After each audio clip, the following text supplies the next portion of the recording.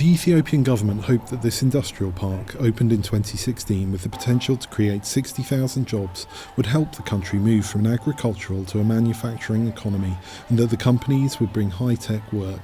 Kalkida Nasrat, a logistics manager, shared those dreams. Wando Gannett, my birthplace, is a small town. My family worked in agriculture for a living. They were subsistence farmers.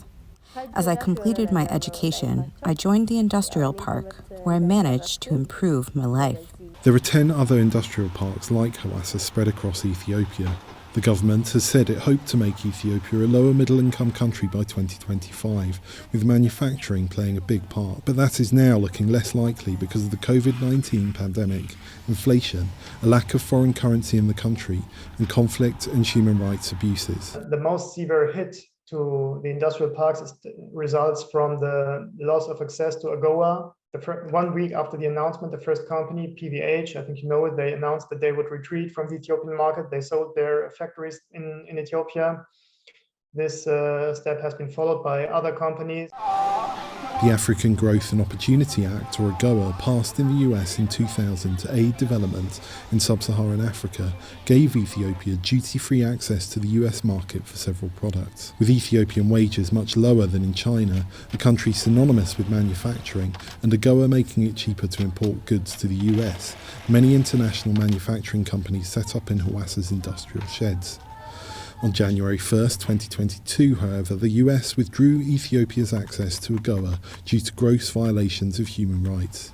Rights groups have accused the Ethiopian government and its allied military forces of large-scale human abuses, including ethnic cleansing against Tigrayans during the country's near 2-year conflict.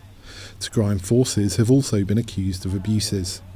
35,000 people worked at Hawassa, but in June one firm laid off 3,000 workers and others laid off hundreds. One factory owner in Hawassa says the country is struggling to adapt. So now we are looking at a new market. We are switching to the new market, like European market, but it will take more time to develop the market again.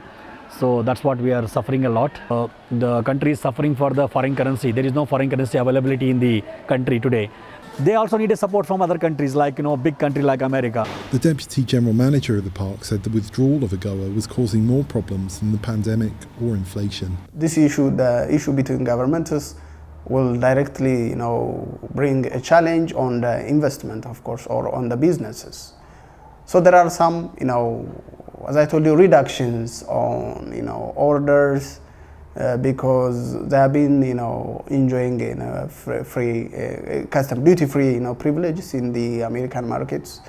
In another bad sign for the country's economy, fighting between government and Tigrayan rebel forces broke out again in late August after a 5-month ceasefire. Henry Wilkins for VOA News, Hawassa, Ethiopia.